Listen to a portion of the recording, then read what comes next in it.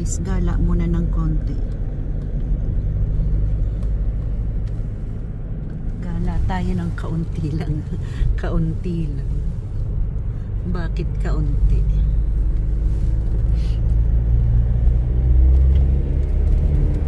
Oops. Dahan-dahan, ang bilis mo.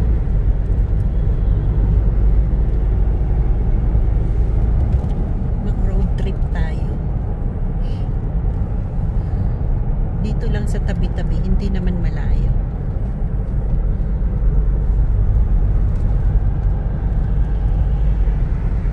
Yung gamit naming sasakyan, iba.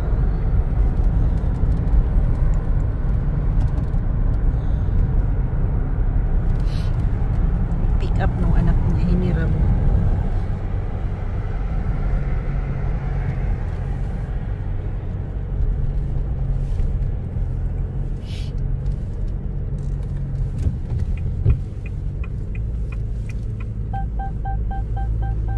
Ano yun, mahal? Nag-sign. Sign. Yung tunog dito. Ha? Tumutunog yan. Ang dami namang natunog dito sa sakyan na to. Ang daming bawal. Nagdidetect siya ng bawal. Maganda yung ano ngayon, panahon ngayon guys, kasi mainit. Nagpakita si Haring Araw. Kaya ayan, maaliwalas ang kapaligiran, ang nature ng New Zealand. Maaliwalas.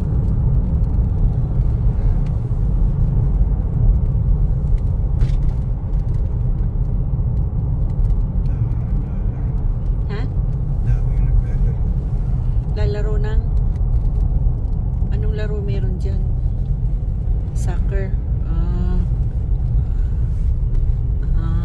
Volleyball. Soccer. Hindi pala volleyball, soccer. Mga estudyante ng ano, ng Nainay Taita pala. Mga nanay yan eh. Ayan, may mga estudyante. Kasali yung nanay. Mga aktibidad ng mga estudyante at nanay.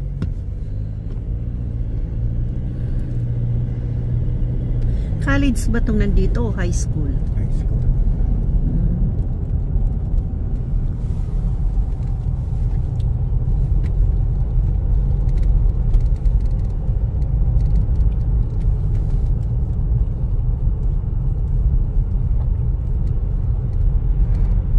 Walang ano na to, walang cut off ditong vlog na to guys.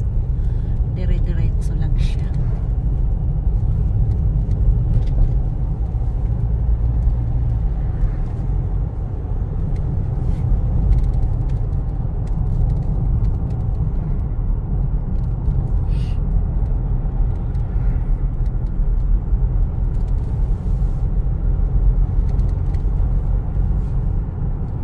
Sobrang lamig kanina guys. Ay ngayon pala, kaninang umaga, ngayon pa rin malamig kahit mainit ang araw. Nag-frozen lahat ng ano eh. Mga nagmo-moist na ano.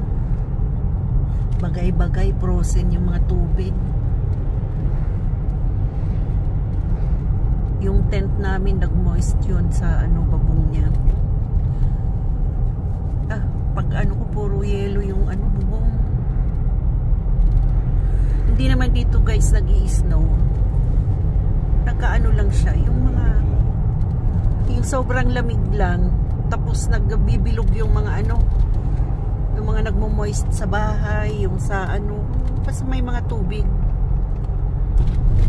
Nabubuo siyang yelo.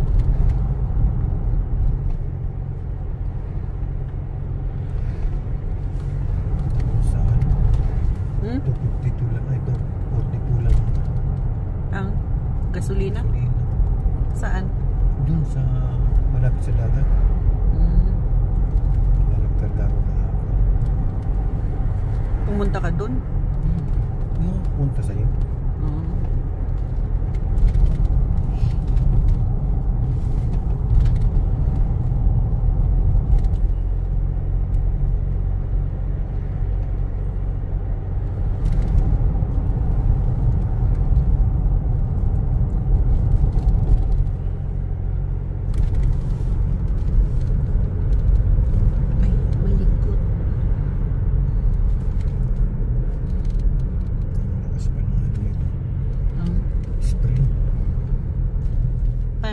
Para mabigat siya, no?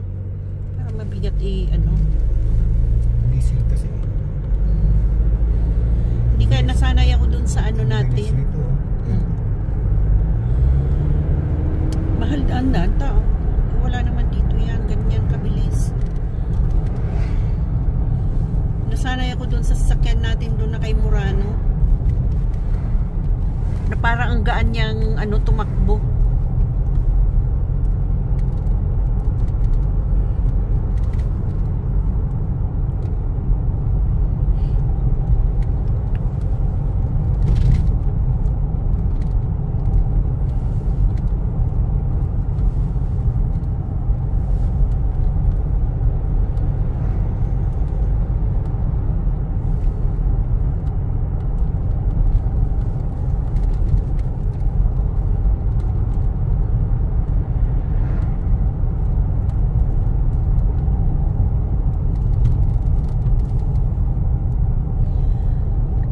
Guys, ano, ganito mainit, wala ka pa rin makikitang gumagalang mga tao dahil sa lamig.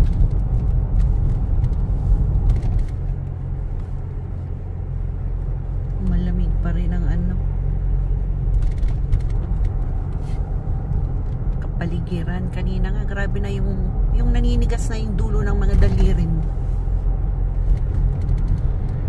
Paggising ko kaninang umaga, paglabas ko, ala, grabe. Parang kapag nasugatan ka, hindi mo mararamdaman yung ano ka ng kutsilyo. Hindi mo talaga mararamdaman. Makikita mo na lang, dudugo na lang. Wala kang mararamdaman na sakit.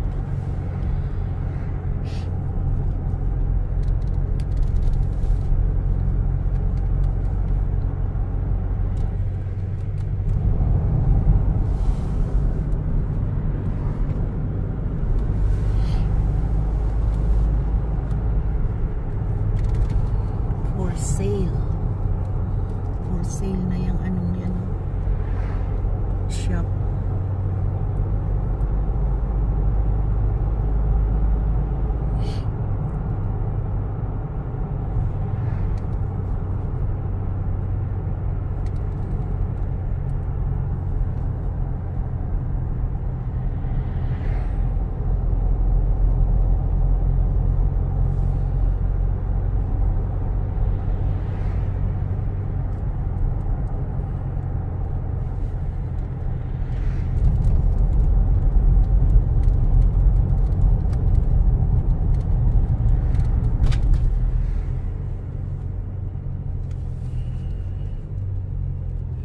Ito yung bagong ano dito, paupahan, no? Ay. Ayan. Dito yata sila Melby, eh. Ano ba to?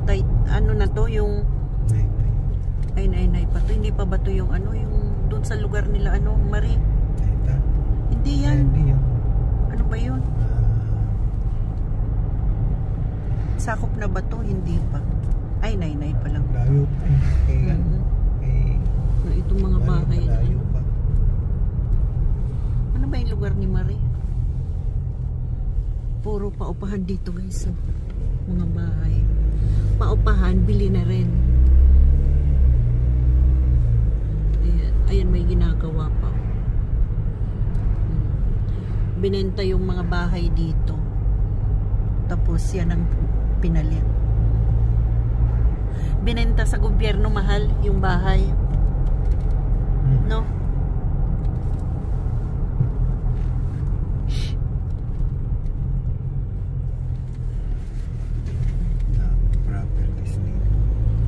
Binebenta ng may-ari. Kapag nabayaran na sa gobyerno yung bahay, binebenta na. Tapos lilipat sila ng ano, medyo mura, maliit na mura.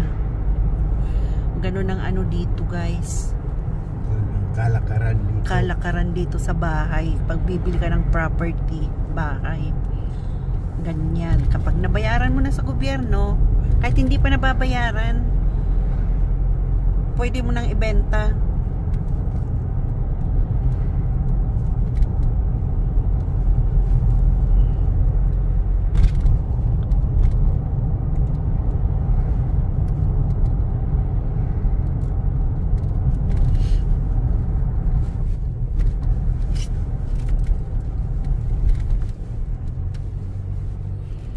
Hirap bumili ng bahay dito sa New Zealand. Pag ako milyonarya, pwede. Bibili ako. Pero yung mga ganitong ano lang, isang empleyado lang ng ano, mababa pa rin ang sahod. Sabagay na sa $28 per hour. Pwede na rin, kaso lang gipit pa rin yan.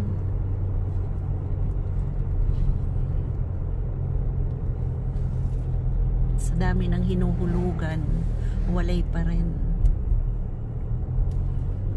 Hindi ka pa rin makakabili ng bahay.